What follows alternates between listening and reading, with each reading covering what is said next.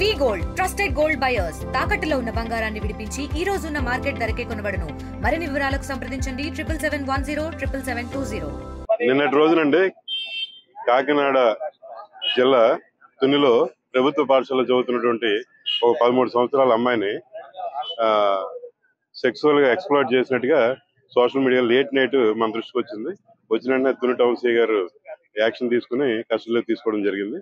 మనకి ఉదయం అంతా వెరిఫై చేసి అమ్మాయిని ఐడెంటిఫై చేసి అమ్మాయి తల్లిదండ్రులు ఐడెంటిఫై చేసి రిపోర్ట్ తీసుకుని పోక్సో చట్టం కింద కేసు పెట్టడం జరిగింది.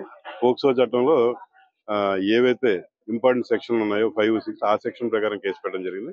నాట్ ఓన్లీ అది ఒక సెక్షనే కాకుండా అమ్మాయిని మాయ మాటలు చెప్పి తీసుకెళ్ళినట్టుగా, అలాగేనేమో అంటే మైనర్ ని ఎవరు తీసుకెళ్ళినా కిడ్నాప్ కింద వస్తుంది. 18 సంవత్సరాలు అంతే కిడ్నాప్ సెక్షన్ వస్తుంది. అన్ని సెక్షన్ ప్రకారం కేసు పెడుతున్నాం. కేసు పెట్టి ఇన్వెస్టిగేషన్ కూడా క్లియర్ కట్ గా పూర్తి స్థాయిలో చేసి యాక్షన్ తీసుకుంటామండి. అంటే ఇక్కడ నేరస్తుడి కింద చూడండి.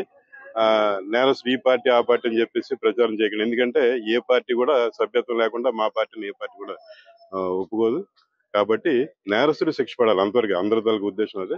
తర్వాత అమ్మాయి యొక్క వీడియోని కూడా సర్క్యులేట్ చేయడం కరెక్ట్ కాదు. ఒకవేళ పలానా వ్యక్తి సర్క్యులేట్ చేసినట్టుగా కానీ వస్తే వారి మీద కూడా మేము యాక్షన్ తీసుకోవడం. కారణం ఏంటంటే చట్టం అలాగ ఉంది. మీడియా వారు కానీ పత్రికా విలేకరులు కానీ రాయడానికి లేదు. కాబట్టి దయచేసి అందరూ గమనించారు. తెలుగులో న్యూస్ కి ఫాస్టెస్ట్ యాప్ ఇప్పుడు టోటల్లీ న్యూ అవతార్లో జస్ట్ 5 సెకండ్స్ లో కంప్లీట్ న్యూస్. సోషల్ మీడియాలో ట్రెండ్స్ కి వన్ స్టాప్ సొల్యూషన్.